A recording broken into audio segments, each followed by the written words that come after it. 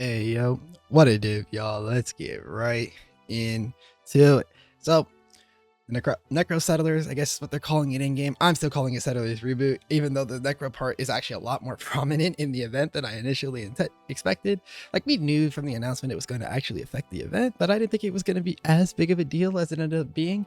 And so that's actually the topic of the video. I'm going to talk a little bit about my experience with the event this weekend, as far as what I liked and didn't like, as for a seemingly quickly thrown together idea for how to make the extension feel not that bad in terms of PoE 2 being delayed, and then as such the PoE 1 league being so far out. I feel like they did a decent job of getting together an event that at least captivates you for the weekend. It will not last much longer for me personally, but I could totally see the appeal of it for other things. And then towards the end, I'll actually talk about the character I played, because I also got to finally play a slam character this league, as you're seeing the footage in the background.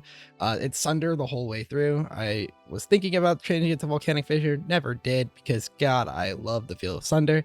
We'll talk about that later on. Before we get into all of it, like, comment, subscribe, all that good stuff. If you enjoy the video and want to support the channel, you know the deal. Now, let's actually talk about the league itself, because I think that's the more important thing for me to talk about. The slam character is nothing super innovative or anything. I just experienced it and was like, wow, Sunder is nuts. And so that's what we're talking about it later. The league itself has some interesting things to talk about. One, if you haven't tried it yet, you probably should, quite frankly. If nothing else, it's just cool to have the random influx of loot and the variety, specifically in the campaign and in progression, of random monsters that usually aren't there, kind of to the same effect of what people were saying about the Gauntlet campaign, with just the variety and the ways that the boss fights ended up panning out because of the Gauntlet modifiers, as well as the specially altered boss fights, such as Brutus and Cole, for example, right? There's something neat about those moments when you pull up to Upper Prison and get fucked on by Caldera Ravagers, right? Or you pull up to a location and suddenly there's going to Hilric and there's an Order Ostiary there. That was actually really cool. And so I think it was at least worth for the cool factor of experiencing for the one time. Don't really think it's that good of a grinding experience. Here's a couple of reasons why. One, something that I did not realize when this was announced is that this is actually a something closer to Mayhem, for example, where the zones have rotating modifiers on them for the hour, right? So this hour, this map has these all flames in it and these reward upgrades on it, which on one hand makes it very reliable to consistently convey information from player to player, and I guess reduces the bloat of having to check the map all the time for what it has on it, because if you just farm one map for that hour, you already know what you're doing and what your plan is. But the downside, and the one that actually kind of bothers me the most, is I don't like Fomo mechanics in ARPGs. That's not what this fucking genre is good for. How bummed I was when I woke up and found out that I missed the Divine Hour, the first one that was found in the event. It was hey, by the way, you were actually 2 hours late on getting the Divine Hour. Why is that a thing? That feels awful. Or oh, you were off getting your teeth cleaned, you have to go to the dentist today or something. Ooh, you missed a good manifested wealth map. That's cringe. That's unbelievably cringe. I will never support that type of design. And with things like Mayhem, it wasn't as bad because of the extremely static value of a lot of things, and the fact that you were gonna find Harveys in pretty much half the zone, a ton of zones anyways, for example, right? If you're looking for Harveys. But with something as swingy as Convert into Divines, or manifested wealth, tumbling wealth, manifested wealth, etc., right? With things that snowbally, it feels awful to not have been able to bet at the desk, or just straight up not wanting to be at the desk and playing at that moment, when suddenly you find out you got to get on. There's loot. Right now, as far as how ridiculous it is, though, it did feel fantastic. One time I was actually on for a manifested wealth spawn, and it gave me 400 something chaos in a matter of 22 minutes, because I was a late alert to the thing happening, right? When it happens and you get in on it, it feels really good and the dopamine's really high. But then you're missing that dopamine when it's not there, because of the fact that, well, then you're just farming regular things, which is still fine, but that dopamine is so high when you hit the ridiculous ones. that it's offsetting, and then you find yourself like stuck waiting for the next time, hoping that you aren't doing anything when it comes up, and I'm not a fan of that personally. Now, the second thing that makes this like not super lasting for me is, while it feel like, granted, I am playing an SSF, but I'm mostly giving this as a perspective for you if you are looking at playing this in trade, because I know that most players in the game, and also most of my audience, most of you guys, are trade players, right? And so if you're playing this in trade, you've probably already seen how fucked the economy actually is as a result of this. It's starting to stay, it's sort of kind of stabilizing, sort of kind of. But like the fact that divine price in the league that's only 3-ish days old at the time of recording is already over 200 chaos per divine is insane. And considering Settlers League, the actual league that we've been playing, is only 170 chaos per div. That is absurd to think about how fast the price like skyrocketed because of these ridiculous influxes of currency and the imbalance in which it happens in. Which, you know, up to you whether or not that affects you. Honestly, if you're a Sanctum runner, which if you're on this channel, you might be a Sanctum runner as well, you're feasting good because divines are going crazy and Sanctum prints out divines. And that was like our one worry as Sanctum runners. It's like, man, will Sanctum still be worth it? Yes, it will be, because the divine appearances on the lantern have not been nearly as strong as the chaos from just hitting manifested wealth. 3 is an inclusion of like some weird janky mechanics, which this has to do with a little bit with farming and rolling in particular. I just have never liked the fact, I didn't like it back in the Necropolis League, don't like it now, that the modifiers on the map change what you see in the all flames and the buff. I think that's a little cringe and really annoying. It made a lot more sense in a like that more random environment that Necropolis had itself, and it was a lot less like noticeable at that time. But it is really fucky with how farms work now. Like the first Divine Hour, for example, it was you needed to have maps with a specific modifier on it in order to actually see the divine modifier, the divine conversion modifier, for example. Like that's not a big fan of that either. Sue me, right? But overall, though, if you ignore some of those weird little design quirks of like the hourly rotation part of the game, I kind of fucked with the rest of the event. I picked a good build for it. I thought it was fun. The infusion of the all flame monsters is very nice. The ability to have access to tattoos through a version that isn't fucking time gated is really nice. The ability to drop all sorts of various items, again, much like why I liked the all flames originally. Granted, I think they are still a little overtuned in that regard, but it's more fine in the sense that this is an event. I think it's a pretty cool time. It was just, again, a nice little 2-3 day excursion to like fuck around, try a build that I hadn't tried yet, because prior to this event, I had never played slams before. I didn't play slams in Harvest when they were reworked or any time after that. I just never got around to it because it still looked like shitty melee. There's probably somebody typing in my comment section right now, how dare you say shitty melee? Look, you know, if you're on my channel, you've been here long enough, you know I do not speak very highly of melee. At least most melee, because melee is inherently bad in this game. And the only reason I enjoyed Sunder so much is that it, much like Lightning Strike, completely ignores a large part of the melee experience in this game. Melee for bossing is fine outside of a couple specific fights, right? Like Uber Serious as a melee character kind of aids. Uber Maven as a melee character somewhat aids, right?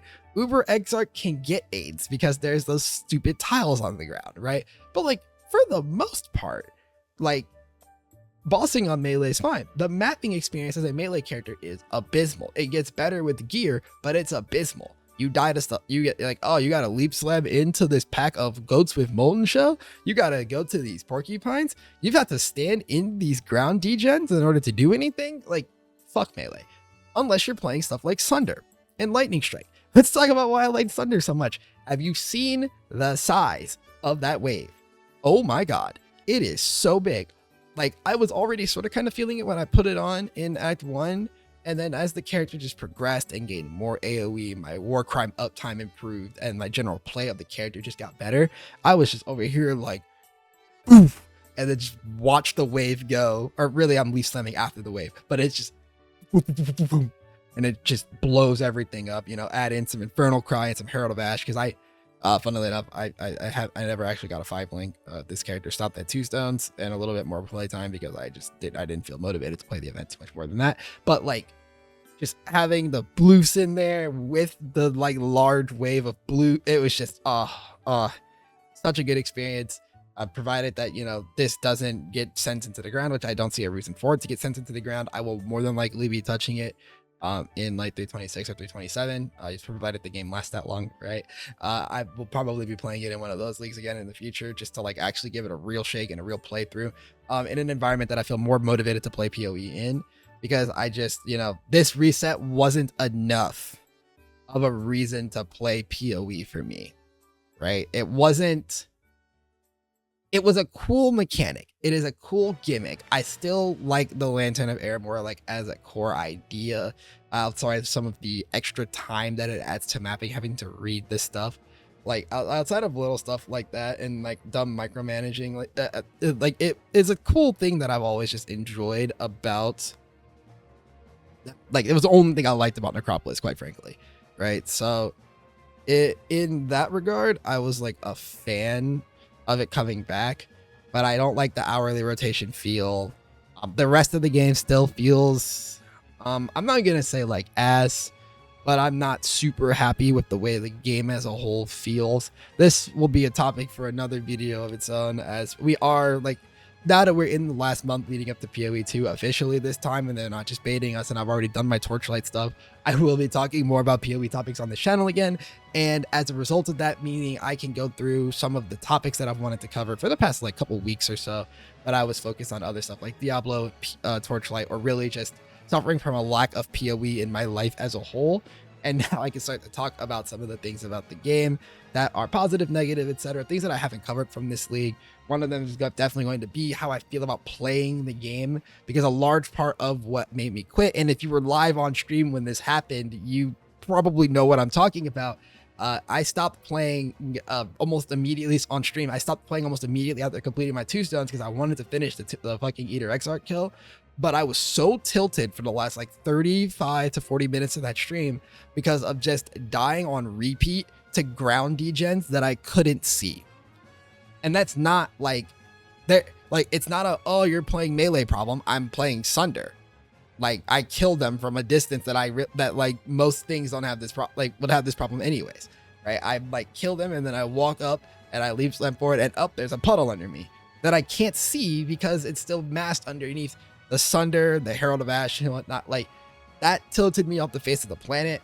And there were a couple other experiences where I was like, man, the gameplay itself is in need of a revamp. And Necro Settlers doesn't really add that. I'm hoping that 326 obviously will add that, so we're still looking forward to that, more importantly. But it's just one of those things where it's like, this was not enough. Also, fuck Settlers. I'm not a fan of the town. Sue me. But we'll talk about all these things down the line. I just really wanted to put my thoughts out there about the Necro Settlers. Also, to give you guys the like POB for the character that I did play, I'm not going to cover it in detail here in the video directly because it's not really worth covering. I didn't do anything like super interesting. The character felt super ridiculously high damage at all times.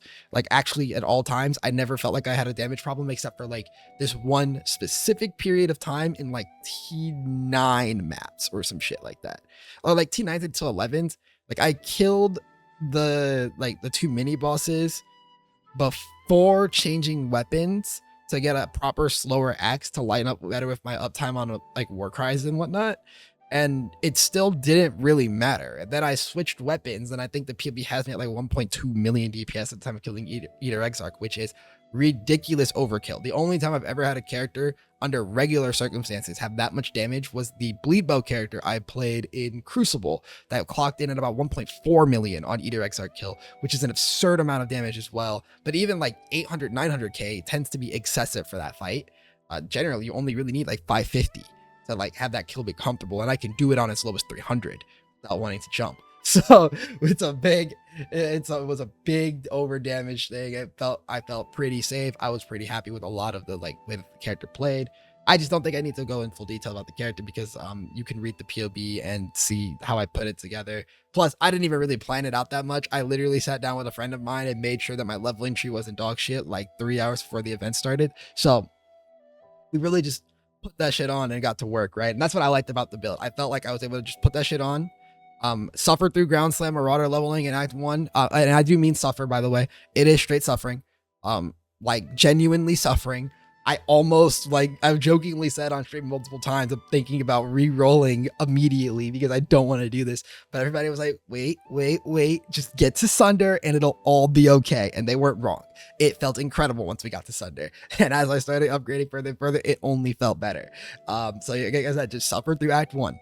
The second you get to Merville's Cavern, just go back to town, pick up Sunder, become a real character. And then you will love it. If you are trying it out, right? If you haven't tried slams before. Anyways, that's it for me. That's a lot to talk about. Again, if you want to experience some of these moments live when they do happen on stream, that link is in the description. I also have a Discord down there. Granted, you won't catch me streaming PoE right now, and I probably won't be streaming PoE until PoE 2 early access is really around. Like, that'll be when I'm back to PoE. Probably going to be playing like Torchlight or whatever on stream anyways, because I got to go back and finish my Supreme Showdown 20. And now that I've tried out the event, like I said in the community thing, I got to go get back. I got to get my get back on SS20. So that's what we're working towards over there. If you want to see it on stream, like I said, link in the comment description. Comment down below also like your feelings on the league. I'm just curious how the general reception on this event has been, because I think it shocked a lot of us in terms of what they delivered, and I'm just curious how people feel about the shock value of what we got. Anyways, that's it for me. Thank you guys for watching. I'll see you in the next one. Peace.